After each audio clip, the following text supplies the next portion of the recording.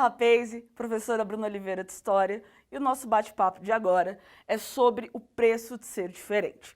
Mas antes de focarmos, né, nesse tema especificamente, gostaria de remontar aqui algumas coisas com vocês. Primeiro, vamos relembrar aqui, afinal de contas, por que estudamos história e o que é história? Primeiro precisamos entender que história é toda a ação produzida pelo homem. Então a gente não estuda, digamos assim, a terra, a gente não, são os arqueólogos que estudam outros campos. Nós estudamos as ações das pessoas ao longo do tempo e como essas ações vão gerando reações, ok? Então, assim, o papel do historiador é pegar um conceito, né? A gente vê aqui, a gente pega um conceito, a gente vai buscar lá atrás, né? Ou seja, voltar ao passado, revisitar o passado, para poder entender quais são as brechas, o que está dando errado, por que está dando errado.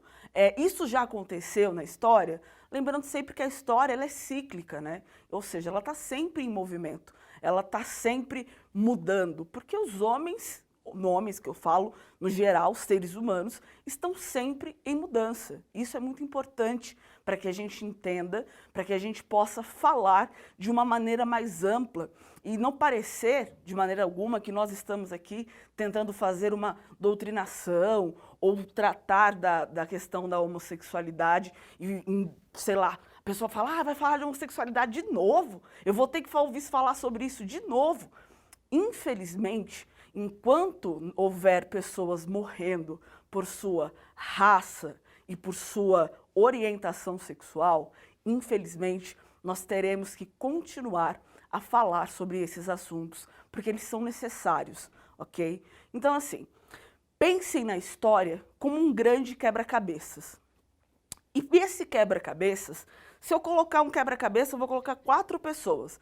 Uma nesse canto, uma aqui, outra aqui, outra aqui. E essas 4 pessoas não vão ter a mesma visão do quebra-cabeça. Cada uma vai ter a sua própria visão. E é a partir disso que a história se constrói, da multiplicidade de ideias, né? Ou seja, da diversidade de ideias. É preciso essa diversidade de ideias, né? Então, assim, vamos voltar lá atrás, na Grécia Antiga, que cai em história que nós chamamos de história geral, né, dentro das escolas. Quando nós voltamos lá no período de Grécia e Roma, nós vamos ver que a homossexualidade naquele período era algo absolutamente normal. Aliás, para aquele período, os homens, né, se deitavam com outros homens para ter prazer. O homem era o objeto de prazer, a mulher era o objeto de reprodução. Entendem isso? Então, assim, pelo homem, talvez o imperador, enfim, pudesse se apaixonar. E se apaixonaria, enfim, e teria uma relação de amor e tudo mais, mas ele não via a mulher da mesma forma. A mulher ela não dava prazer ao homem, era simplesmente para procriação. E isso é muito importante, certo? Bom, dito isso, nós falamos aqui da questão do que é ser historiador, de como vamos fazer isso, de como funciona esse processo, de como vemos a história. Nós vamos agora falar sobre um tema muito sensível ainda na nossa sociedade, que é falar sobre a questão da homossexualidade, né?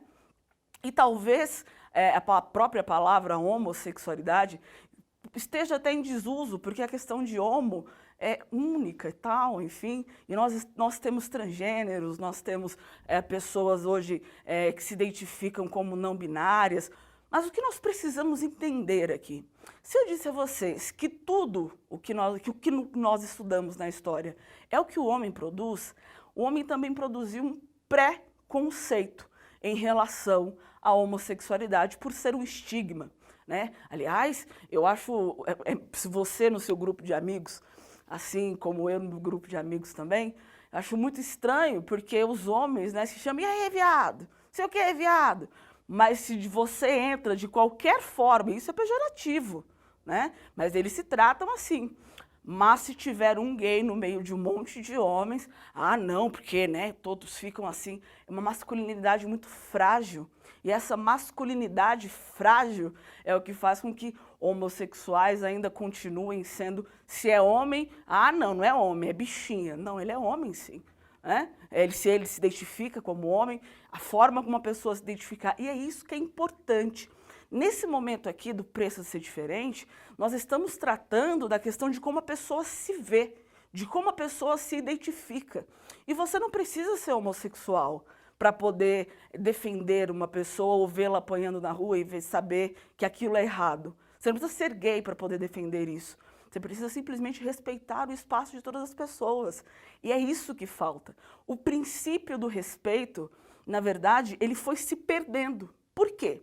Porque, por exemplo, aqui no Brasil, o homossexualismo, isso é muito importante destacar esse termo, porque o ismo significa doença, né? Então, o homossexualismo, ele só se torna homossexualidade depois dos anos de 1990. Então, até 90, ser gay era uma doença, era considerado uma doença que, inclusive, era tratada por psicólogos, né? Foi então assim, derrubamos isso depois porque evoluímos, revisionamos a história, pensamos na história de uma forma diferente e as pessoas que são responsáveis por fazer acontecer essa mudança de pensamento, enfim, quem está lá produzindo história, viram que esse termo não cabia, porque nós não estamos falando de pessoas doentes, nós estamos falando de pessoas que simplesmente têm desejos diferentes do da maioria. Entende? Isso não é um problema, muitíssimo pelo contrário. Se a base do respeito, se o respeito fosse a base de tudo, afinal. E aí eu coloco que o preço de ser diferente, o mais difícil de ser homossexual, não é fazer a pessoa aceitar você. O mais difícil em ser homossexual é aceitar a si mesmo.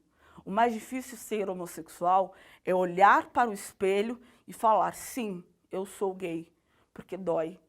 Dói muito, porque nós temos aqui e no mundo, enfim, pessoas que por serem homossexuais são postas para fora de casa.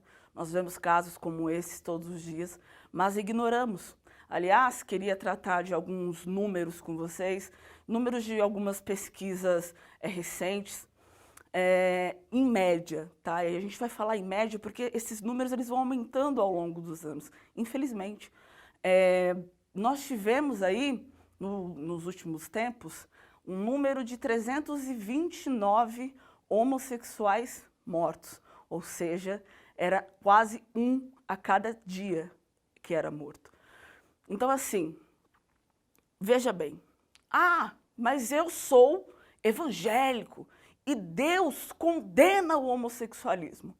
Bom, e aqui me cabe um papel de dizer a você, que visite a Bíblia, você que tem a Bíblia em casa, abra ela no capítulo, Mateus, no capítulo 1, versículo 5, onde Deus diz, onde a palavra de Deus, né, diz exatamente o seguinte: não julgueis, pois com a mesma medida em que julgares, eu também vos julgarei.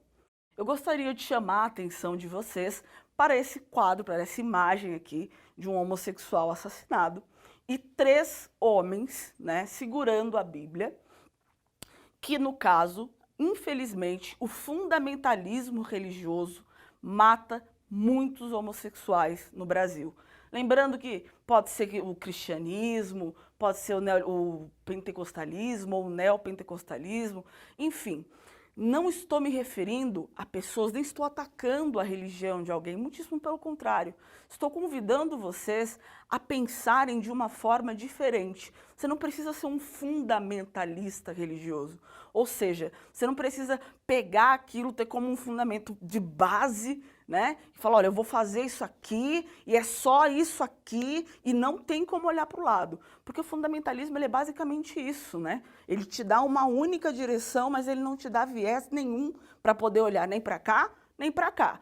Tem que olhar para frente, não olhar para os lados. E eu convido você a olhar para os lados e a ver que são coisas diferentes, que as pessoas são pessoas e são apenas pessoas. E esse pertencimento, a questão nós vamos falar aqui de pertencimento histórico.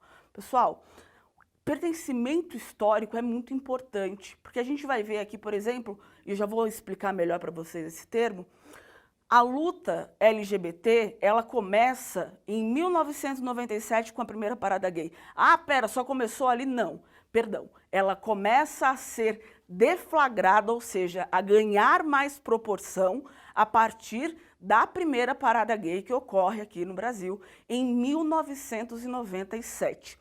Então, desde 1997, há pessoas lutando veementemente para que as mortes de homossexuais parem de acontecer, para que o fundamentalismo religioso deixe de lado as suas rixas, enfim, e comece a enxergar os seres humanos. E mais do que isso, pertencer a alguma coisa é algo muito significativo e é algo que mexe muito com a gente. Então, assim, olha, isso é pertencimento histórico, isso é lugar de fala. Isso, nada do que estamos fazendo aqui nesse bate-papo é justamente tentar expandir para que vocês entendam que fundamentalismo religioso é tão perigoso quanto uma bala, ok? Bom, falamos sobre a marginalização por ser diferente, né? Ou seja, em outros termos aqui explicamos como esses grupos são marginalizados. Nós falamos sobre uma questão muito sensível, como eu disse lá no início da nossa aula, que o Brasil, infelizmente, ainda é um dos países que mais mata homossexuais, né, no mundo ocidental. LGBTQI+. Essas letras vão mudando conforme a história vai se mudando. Vou repetir, a história é cíclica e ela está sempre em movimento. Essa parada que hoje chamamos de parada do orgulho, damos a essa pessoa quase uma festa, tipo, olha, hoje você pode ser quem você é sem medo de ser feliz. Então, hoje a parada representa essas letras aqui, o LGBTQI+. O L de lésbicas, gays, bissexuais, travestis e transexuais, os queers, o I, que é o intersex, e o mais, para nós historiadores, é como uma reticências, porque algumas pessoas, ao longo do tempo, como tudo muda, a história é cíclica, tudo vai mudar, podem não mais se enquadrar em nenhuma, e não se identificar, vamos dizer assim, em nenhuma dessas letras que estão aqui. Bom, é isso, sugiro que vocês tirem uma foto do quadro para poderem discutir, estudar de onde vocês estiverem. Espero que vocês tenham gostado. Tamo junto, é nóis e até a próxima.